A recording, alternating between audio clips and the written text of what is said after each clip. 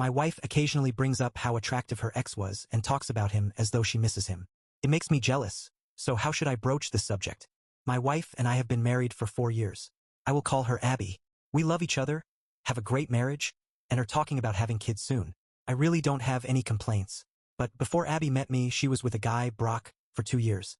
She said she was madly in love with him but had to leave him because he was verbally abusive. Shortly after she left Brock, she met me, and the rest is history. I thought it went without saying that Abby had forgotten about Brock. However, there have been some odd things that she has said about him that make me nervous or even a little jealous. She once told me that Brock was so good-looking that she had a hard time making eye contact. This was in the context of a conversation about why she put up with his abuse for so long. And when I replayed what she said, she's never said that I was too good-looking to look at. It's almost like she said Brock was more attractive. And it hurt. I didn't bring this up though because she sometimes gets upset when I mention Brock. There's also been a few times where she mentioned something that Brock used to do, and she's have this wistful look on her face, almost like she was still enamored with him. This wasn't 100% clear though, and it didn't happen often, so I let it slide. I have told Abby in the past that I felt a little jealous because Brock seemed like a more attractive man than me, but she assured me that she didn't think of him that way and that she loved me. All this being said, my wife said something a bit odd about Brock 2 nights ago, and it's been messing with my head. We were sitting on the couch watching Netflix, and Abby had been drinking a bit. We somehow got on the subject of feet, and how we both thought feet were gross and didn't understand why some people liked feet. I held my bare foot up and said something like, "Can you imagine someone liking my feet? I have gross feet." Abby laughed and agreed that my feet were gross. This wasn't particularly hurtful. Her tone was playful. Then after a few seconds, Abby said, "The only person's feet I would ever consider attractive is Brock's feet. He had the most beautiful feet." As you can imagine, this killed the conversation, but Abby didn't seem to notice. She was staring off into space. I just went back to watching TV.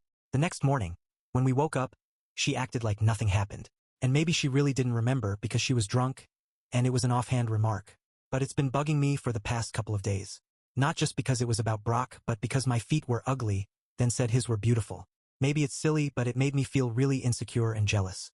Abby has noticed that something is off about me. She asked earlier this morning if something is wrong. I denied it, but I don't think I can just forget about this like I want to. I'm thinking I will need to sit down with her and talk about the Brock situation. We are cooped up together for the next 2 weeks at least, so that makes things complicated. It's not like one of us can leave if the conversation goes sour. And I hope it doesn't come to that. But any advice on how to broach this subject? Should I broach it at all? Relevant comments. Tell her to shut the fuck up about Brock. You don't want to hear it. Maybe hold off on those kids for a bit too. If she's still got a thing for her ex, you should not have children. Opie. This is kind of my concern. I don't think she's fully let go of Brock. Comment. I've dated men who were physically more attractive than my partner. I would never tell him that because it's irrelevant and potentially hurtful information. I would hate if he talked about any of his exes the way your wife is talking about hers. You should bring this up to her and be straightforward about it. Opie. I know I'm not a very good-looking guy. I accept that. But it's still incredibly hurtful to be basically told that I'm not as attractive as an ex. Especially when it's the same ex over and over. I would never compare Abby to my exes, though I make a mental effort not to compare her to past relationships. It's incredibly hurtful, honestly. Update. First of all, I wanted to thank everyone who responded yesterday. Unfortunately, I did receive a bit of bizarre advice. A number of users called my wife an alpha widow. Still others told me to divorce her immediately because she must be cheating. I had a few users calling my wife a bitch. This was a sobering reminder that anonymous internet people don't understand the nuances of my marriage, and people tend to project their own insecurities onto other people's situations. So I'd advise anyone considering posting here, use discretion in what advice you take. Just to get ahead of some of the speculation, Brock has lived in South Korea for 2 years. He is prohibited by a court order from contacting Abby, and I have open access to her DMs anyway. If she were cheating, I'd be the first to know. I also received some great advice about trauma bonding and recovering from abusive exes. These responses were the most helpful. All this said, here's the update. I was sitting on the bed last night, just kind of brooding, when Abby came in. She sat on the bed next to me and looked at me.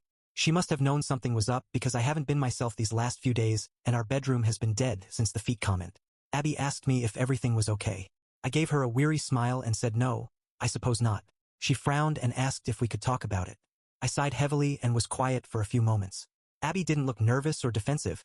She looked genuinely concerned. So I figured she must not be aware of how hurtful her Brock comments have been, and I should just be honest. I started by asking if she was willing to be 100% honest with me. She said that she was.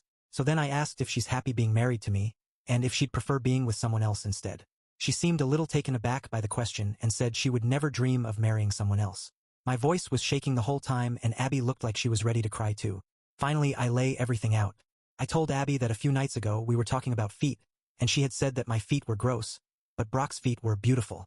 I said maybe it sounds really silly and dumb, but that comment made me feel really ugly and it broke my heart. She gasped and started crying at this point.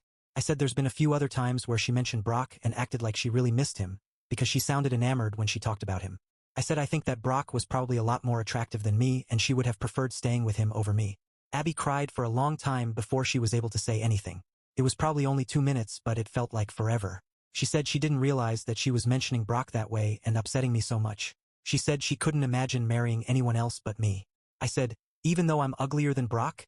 And she started crying again, like really bawling. After she pulled herself together again, she admitted that Brock was a very attractive man, and that she had been infatuated with him.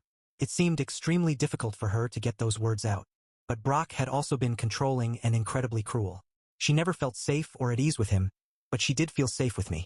She said she had married me, and wanted children with me, and that she had never even dreamed of marrying Brock, let alone having kids with him. Then we talked about some deeper, more personal stuff that I'd rather not go into here. I did mention some of the trauma bonding stuff that some Redditors had mentioned last night, and Abby admitted that she had felt addicted to the drama while she was with Brock. She agreed to talk with her counselor about her unresolved issues with that past relationship. The conversation took well over an hour and we both cried a lot. But I did feel much better afterwards.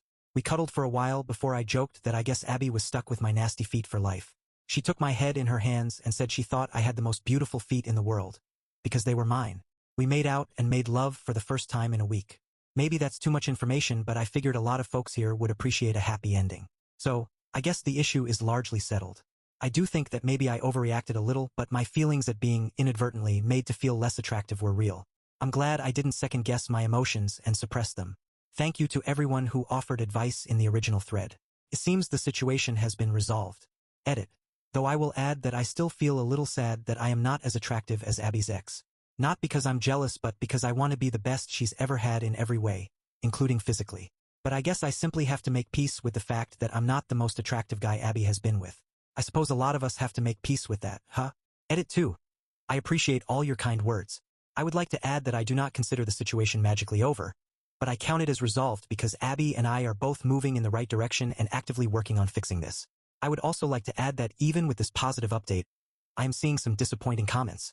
Users saying that I'm immature, that my wife is definitely totally cheating on me, that I am a troll making this whole thing up because my writing style isn't very good, that this sub is a terrible place to share a serious marital issue, and I shouldn't have done it, etc., etc. I also a few interesting PMs trying to rope me into some kind of anti-woman community, and one instructing me to kill myself. I've read that Reddit can be toxic, but this has been eye-opening. I do want to post an update maybe a month down the road, but I do think in light of all this negativity, that maybe I will just leave things here. There is a lot that I did not post here, and I mean a lot. I guess it's understandable that some people are treating this as their blank canvas to project their own insecurities.